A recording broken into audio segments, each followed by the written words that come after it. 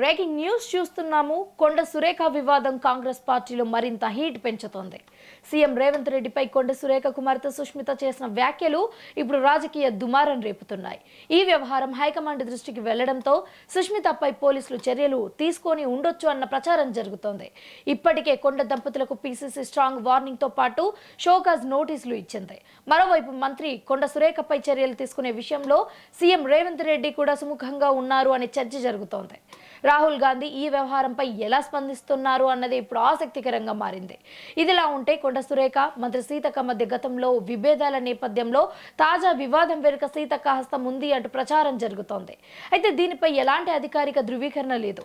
మొత్తంగా సుష్మిత వ్యాఖ్యలతో మొదలైన ఈ వివాదం ఇప్పుడు కొండ కుటుంబం వర్సెస్ కాంగ్రెస్ హైకమాండ్ గా మారుతుందా అన్నది చర్చనీయాంశంగా మారింది. దీనిపై మరింత సమాచారం మా ప్రతినిధి అక్రమ్ అందిస్తారు. అక్రమ్, చెప్పండి.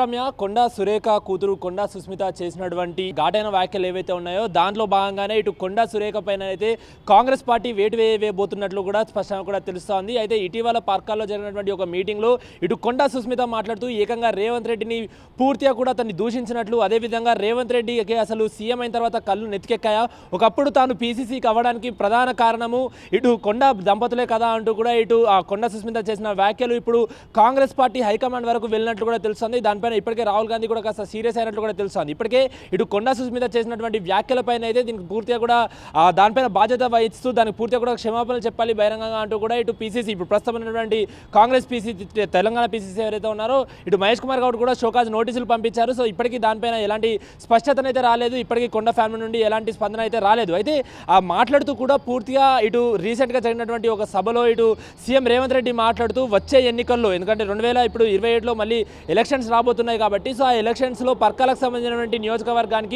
ఇప్పుడు ప్రస్తుతం ఉన్నటువంటి ఎమ్మెల్యే రేవూరి ఎవరైతే ఉన్నారో మళ్ళీ ఆయన నిల్చుంటారంటూ కూడా ఆయన కొన్ని వ్యాఖ్యలు చేశారు. అయితే ఎప్పటి నుండో కొండ సుష్మిత అక్కడ నిలబడబోతున్నారు, వచ్చే ఎన్నికల్లో ఆవిడే పోటీ చేస్తారనే ప్రచారం కూడా జోరుగా జరుగుతున్న క్రమంలో ఇటు కొండ సురేఖ అదేవిధంగా కొండ సుష్మిత అంటే పూర్తిగా కొండ ఫ్యామిలీకి ఆ పర్కాలపైన ఒక ఆశ ఉండేది. ఇప్పుడు వచ్చే ఎన్నికల్లో ఏ విధంగానైనా తమ కూతుర్ని అక్కడ నిలబెట్టి అక్కడ గెలిపించాలని ఒక పూర్తిగా ఆ ప్లాన్తో కూడా వాళ్ళు ముందుకెళ్తున్నట్లు కూడా తెలుస్తుంది. ఇక్కడ స్థానికంగా కూడా అక్కడ ఉన్నటువంటి యూత్తో కానీ వాళ్ళందరితో కూడా మమేకమై వాళ్ళందరితో కూడా ఆ బాండ్ అనేది క్రియేట్ చేస్తున్నారు. అయితే ఈ సమయంలో నేరుగా సీఎం రేవంత్ రెడ్డి దానికి సంబంధించిన పర్కాల నియోజకవర్గానికి మళ్ళీ వచ్చే ఎన్నికల్లో పూర్తిగా కూడా ఎవరైతే ఇప్పుడున్నటువంటి ఎమ్మెల్యేనే మళ్ళీ ఆయనకే టికెట్ ఇస్తాం, మళ్ళీ ఆయనకే అవకాశం ఇస్తామని చెప్పడంతో కూడా ఒక్కసారి కూడా కొండ ఫ్యామిలీ డిసప్పాయింట్ అయిందని చెప్పుకోవచ్చు. సో దాంట్లో భాగంగానే కొండ సుష్మిత ఆ విధంగా మాట్లాడింది. పూర్తిగా రేవంత్ రెడ్డికి కళ్ళు నెత్తికెక్కాయి. ఇప్పుడు ఒకప్పుడు తన లైఫ్ ఎక్కడ స్టార్ట్ అయింది, అతనికి అసలు పీసీసీ చీఫ్ పీసీసీ పోస్ట్ రావడానికే ప్రధాన కారణము కొండ ఫ్యామిలీ. సో అలాంటి కొండ ఫ్యామిలీని వదిలేసి ఈ విధమైనటువంటి సభలలో ఈ విధమైనటువంటి హామీలు ఇవ్వడం ఏంటి, అది కూడా దాదాపు ఇంకొక రెండు సంవత్సరాల వరకు కూడా ఉంది. మనందరికీ తెలుసు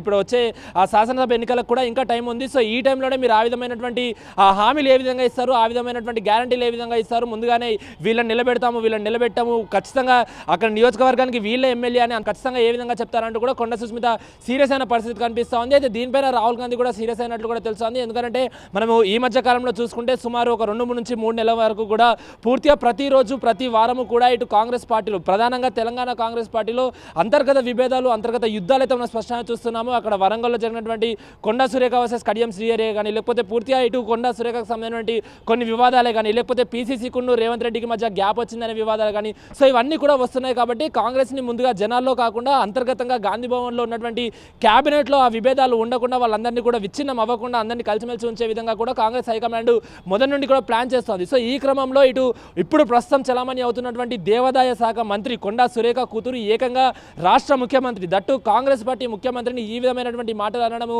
ఎంతవరకు కరెక్ట్ అంటూ కూడా కాంగ్రెస్ తీవ్ర ఆగ్రహం వ్యక్తం చేస్తున్న పరిస్థితి కనిపిస్తోంది. ప్రధానంగా ఇక్కడ ఇంకొక చర్చ కూడా మనకు బయటకు వస్తుంది. గతంలో ఇటు కొండ సురేఖ వర్సెస్ మంత్రి సీతక్క మధ్య కూడా దానికి సంబంధించినటువంటి విభేదాలు చూసాం కాబట్టి సో ఇప్పుడు జరుగుతున్నటువంటి ఈ పూర్తిగా ఏదైతే కాంగ్రెస్ పార్టీ పూర్తిగా హైకమాండ్ కానీ, లేకపోతే ప్రస్తుతం ఉన్న కాంగ్రెస్ పార్టీ కానీ ఏదైతే కొండ ఫ్యామిలీ పైన ఆగ్రహం వ్యక్తం చేస్తుందో వారిపైన, ఎందుకంటే ఇప్పుడు కొండ సుష్మిత చేసినటువంటి వ్యాఖ్యలకు ఖచ్చితంగా షోకాజ్ నోటీస్ ఇచ్చారు. ఎందుకంటే ఇప్పుడు తెలంగాణలో కాంగ్రెస్ హైకమాండ్ చేతిలో ఉన్నటువంటి రాష్ట్ర ముఖ్యమంత్రి రేవంత్ రెడ్డి కానీ, లేకపోతే వీళ్ళందరూ కూడా ఒక రాష్ట్ర ముఖ్యమంత్రి పైన ఈ విధమైనటువంటి వ్యాఖ్యలు చేయడం ఏంటి, అది కూడా సొంత పార్టీకి సంబంధించినటువంటి సభ్యులు చేయడం ఏంటి అనే మాటలపైన కూడా ఇప్పటికే కొండా సుస్మిత పైన కూడా సస్పెన్షన్ వేటు వేసే పరిస్థితి కూడా స్పష్టంగా కనిపిస్తుంది.